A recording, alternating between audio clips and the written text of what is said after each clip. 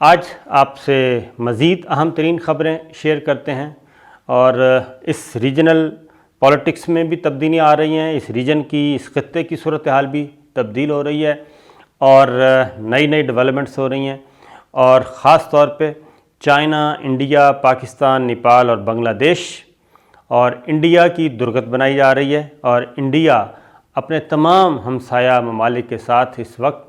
تعلقات خراب کر بیٹھا ہے اور وہ ایک مصیبت میں گرفتار ہو چکا ہے، اور اس کی وجہ سے یہ کورونا جو آیا تھا، وبائی مرض آئی، اس سلسلے میں بھی مودی نے جھوٹ بولا، انڈین گورنمنٹ نے جھوٹ بولا، اور وہ جھوٹ جو ہے وہ پکڑا گیا ہے۔ اب وہ بھی ان کے گلے پڑنے والا بلکہ پڑ چکا ہے، اور عالمی دنیا جو ہے، انٹرنیشنل کمیونٹی جو ہے، وہ اب اس کی طرف خطرے کی گھنٹی بجا رہی ہے کہ انڈیا نہ صرف سرحدی تنازعات شروع کر رہا ہے بلکہ مودی پاگل ہو چکا ہے، اور اس نے کرونا وائرس کے دوران بھی ایسی حماقتیں کیں، بلکہ ایسے غلط اقدامات کیے جس سے وہاں پہ انسانیت کو خطرہ ہو چکا ہے، اور انسانی جانیں بڑے پیمانے پہ ضائع ہو چکی ہیں اور چھپایا جا رہا ہے۔ یہ ساری چیزیں آپ کو بتاتے ہیں جناب۔ اور پھر امریکہ، خاص طور پہ امریکہ کی بات کروں گا۔ امریکہ کی سپر پاوری واقعی اب خطرے میں پڑ چکی ہے، اور یورپی یونین نے ویک اپ کال دے دی ہے اپنے ممبر کنٹریز کو، اور انہوں نے کہا ہے یہ وقت ہے جاگنے کا، اور یہ وقت ہے چائنا کی طرف، ایشیا کی طرف دیکھنے کا۔ یورپ مغرب کے بجائے، امریکہ کے بجائے اب دوسری سائڈ پہ دیکھے، کیونکہ جو خبر ہم سنتے آ رہے تھے، یہ یورپی یونین کہہ رہا ہے کہ جو خبر ہم سنتے آ رہے تھے کہ جناب ایک سپر پاور ایشیا کی طرف سے ابھرے گی، تو وہ وقت لگتا ہے آ چکا ہے، اور ٹرمپ کو مسلسل سبکی کا سامنا کرنا پڑ رہا ہے۔ کیسے سامنا کرنا پڑ رہا ہے یہ میں آپ کو بتا دیتا ہوں کہ یہیں سے بلکہ شروع کرتے ہیں۔ چائنا اور انڈیا کے درمیان آپ کو پتہ ہی، ہم پچھلی 3-4 ویڈیوز آپ ساری دیکھ لیں، ایک تسلسل کے ساتھ آ رہی ہیں 4 ویڈیوز، ان کو آپ سنیں گے تو سچویشن آپ کو سمجھ آ جائے گی، اگر آپ نے نہیں سنی تو۔ اگر سنیے تو ویل اینڈ گڈ۔ تو اس وقت چائنا اور انڈیا، یہ ایک تنازع کھڑا ہوا، انڈیا کو مار پڑی۔ چائنا نے 4 اہم ترین پوسٹوں پہ چائنا نے قبضہ کر لیا۔ انڈیا کے زیر انتظام، زیر کنٹرول وہ پوسٹیں تھیں۔ آپ کو مشرقی لداخ تھا، جنوبی لداخ تھا، اور جھیل سیکٹر تھا، اور اسی طریقے سے ایک آدھ اور تھی۔ یہ 4 تھیں جی، چاروں پہ انہوں نے اپنا کنٹرول سنبھالا، اور کنٹرول سنبھالنے کے بعد انڈیا کو شے تو ضرور دی تھی امریکہ بہادر نے کہ جناب یہ ذرا آپ قدم بڑھائیں، لیکن وہ ہوا یہ کہ چائنا بہت ایگریسولی آیا، اس نے فل ایگریشن ظاہر کی، اور ایگریشن ظاہر کر کے اپنا قبضہ کر لیا۔ اب انڈیا میں آپ کو بتا چکا ہوں کہ واشنگٹن کوئی رسپونڈ نہیں کر رہا انڈیا کو، مودی سرکار کو، ٹرمپ انتظامیہ کوئی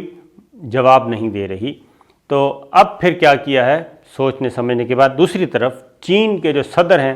انہوں نے اپنی فوج کو تیار رہنے کا حکم دے دیا، انہوں نے میسیج دے دیا، مخاطب وہ اپنی فوج سے تھے، سنا رہے تھے انڈیا کو اور امریکہ کو، اور انہوں نے کیا کہنا چاہیے، ان آفیشل، غیر سفارتی ذریعے سے بھی،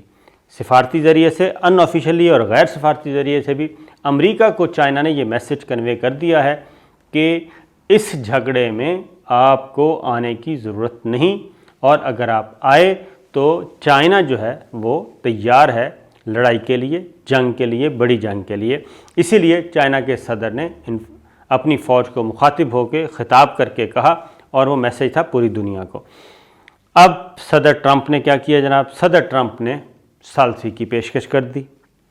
اور صدر ٹرمپ نے ثالثی کی پیشکش اسی طرح کی جیسے کہ پاکستان کو کی تھی۔ پاکستان کو ثالثی کی پیشکش کی جولائی میں، اور اگست میں 5 اگست کو انڈیا نے وہ اقدام کر دیا، مقبوضہ کشمیر کے حصے بکھرے کر دیا اور سب کچھ ہڑپ کر لیا، جس میں لداخ بھی شامل ہے، اور یہ لڑائی وہاں سے شروع ہوئی جو چائنا نے اب قبضہ کر کے ختم کی ہے، اور یک طرفہ طور پر اس نے اناؤنس کر دیا ہے کہ ہم نہیں مانتے۔ تو اب پریزیڈنٹ ٹرمپ جناب آ چکے ہیں میدان میں، اور انہوں نے کہا جی میں ثالثی کے لیے پیشکش آپ کو کرتا ہوں، انڈیا کو بھی اور چائنا کو بھی، تو ہم تیار ہیں۔ لیکن چائنا نے اس کو یکسر مسترد کر دیا، اور چائنا نے پریزیڈنٹ ٹرمپ کی اس ٹویٹ کا جواب یہ دیا کہ جناب، ظاہر ہے میں آپ کو بتا چکا چائنا بولتا نہیں ہے، کم بولتا ہے، لیکن اس نے کنوے کیا۔ اس نے کہا کہ یہ پرائی لڑائی میں اور پرائے خطے میں آنے کی ضرورت نہیں ہے، یہ کوئی افغانستان نہیں ہے کہ آپ دبا لیں گے، اور یہ پاکستان نہیں ہے کہ آپ کہہ دیں گے کہ جناب ادھر ہم ادھر تم، فیصلہ کر لیں کہ آپ ہماری طرف ہیں یا اس طرف ہیں۔ تو انہوں نے کیٹیگوریکلی چائنا نے کہا کہ آپ اپنی اوقات میں رہیں، ہم اتنی سخت رکھتے ہیں، اور یہ ثالثی کا نہیں، یہ ہماری زمین تھی، ہم نے واپس لے لی، دیٹس آل، اس لیے اس میں آنے کی ضرورت نہیں ہے۔ تو ٹرمپ کو جناب کافی سبکی کا سامنا کرنا پڑا اس ایشو پہ۔ پھر پریزیڈنٹ ٹرمپ کے ساتھ ایک اور واقعہ بھی ہوا، اور وہ تھا یہ کرونا پہ انہوں نے ٹویٹ کیے، سماجی رابطے کی جو ویب سائٹ ہے ٹویٹر، اس پہ تو ٹویٹر انتظامیہ نے بھی پریزیڈنٹ ٹرمپ کے بارے میں کہہ دیا کہ جناب آپ ذرا سچ بولنا شروع کریں، اور اپنے صارفین سے کہا، ٹویٹر نے اپنے صارفین سے، اپنے فالوور سے کہا کہ جناب کرونا کے بارے میں پریزیڈنٹ ٹرمپ کی جو چیزیں ہیں ذرا سوچ سمجھ کے ان کو فالو کیا کریں اور ان کو ویریفائی کر لیا کریں۔ یعنی کہ دوسرے معنوں میں ٹویٹر انتظامیہ نے یہ کہا کہ پریزیڈنٹ ٹرمپ جو ہیں وہ تھوڑے سے غلط بیانی سے کام لے رہے ہیں۔ انہوں نے پھر دھمکی بھی دی پریزیڈنٹ ٹرمپ نے کہ جناب میں یہ امریکہ سے یہ دکان شکانی بند کر دوں گا سوشل میڈیا کی، لیکن ظاہر ہے نہیں ہو نہیں سکتا۔ تو یہ ہوا۔ آگے چلتے ہیں جناب۔ اب یہ تو سامنا ان کو جواب مل گیا۔ اب ٹرمپ انتظامیہ کیا کر رہی ہے جناب؟ ٹرمپ انتظامیہ یہ لڑائی تو ظاہر ہے اب سپر پاور ایک تھی اور امریکہ سمجھتا تھا کہ جناب سپر پاور ہم ہی ہیں، لیکن کرونا کے بعد جو دن بدن صورتحال ہوتی گئی اور اختتام ہوا یہ چائنا نے انڈیا کے علاقوں پہ قبضہ کیا، یعنی کہ اپنے علاقوں پہ قبضہ کیا جو کہ انڈیا کلیم کرتا تھا، اور انڈیا کو انہوں نے کیا بک۔ اس کے بعد پہلی گھنٹی یورپی یونین نے بجائی ہے جناب۔ یورپی یونین کے وزیر خارجہ جو میں نے آپ کو بتایا تھا جوزف نے کہا ہے کہ عالمی طاقت کا توازن جو ہے وہ اب ایشیا کی طرف منتقل ہو رہا ہے۔ انہوں نے بڑی زبردست اور ہسٹوریکلی انہوں نے یہ ثابت کرنے کی کوشش کی۔ انہوں نے کہا کہ وزیر خارجہ جوزف نے یہ کہا ہے جناب، جس ایشیائی صدی کی آمد کی پیشن گوئی کی گئی تھی، یعنی کہ کر رہے تھے تاریخ دان، اور اس کا انہوں نے کہا ہے کہ یہ کرونا کے پس منظر میں اس ایشیائی صدی کا ظہور ہو چکا ہے، وہ آ چکی ہے اور وہ یہی صدی ہے۔ اور ایشیائی صدی کا مطلب ہمارا جو چائنا ہے جی ایشیا میں ہے، پاکستان ایشیا میں ہے، انڈیا ایشیا میں ہے، بر اعظم ایشیا کی بات ہو رہی ہے۔ اور اب یورپی یونین کو انہوں نے کہا ہے کہ اپنے مفادات کے تحفظ کے لیے، اپنے مفادات کو سامنے رکھتے ہوئے اب ایک اور ٹھوس پالیسی کی ضرورت ہے۔ یعنی انہوں نے کہا کہ اب امریکہ کو یہ یک طرفہ ٹریفک آپ لوگوں نے چلائی ہوئی ہے، صرف امریکہ کی طرف دیکھتے ہیں، تو اب سچویشن وہ نہیں رہی۔ جوزف کا بہت انہوں نے یہ 2 دن پہلے کی بات ہے جی، انہوں نے جرمنی کے سفارتکاروں سے خطاب کیا، اور وہاں پہ انہوں نے یہ کہا ہے کہ اب جو ضرورت ہے وہ یہ ہے کہ اب امریکہ کی سربراہی میں چلنے والے عالمی نظام کو خطرات لاحق ہو چکے ہیں۔ یہ بات اب کوئی عام آدمی نہیں کہہ رہا، یورپی یونین کے وزیر خارجہ کہہ رہے ہیں کہ امریکہ کے جو زیر تحت جو چل رہے تھے، امریکہ کی سربراہی میں جو چلنے والا عالمی نظام تھا، اب اس کو خطرہ لاحق ہو گیا ہے، اور اب اس میں سے ایشیا کی طرف یہ طاقت جو ہے امریکہ سے ایشیا کی طرف منتقل ہو رہی ہے۔ چائنا ظاہر ہے چائنا ہی اس وقت لیڈ کر رہا ہے۔ تو انہوں نے کہا جی کہ اب ہماری آنکھوں کے سامنے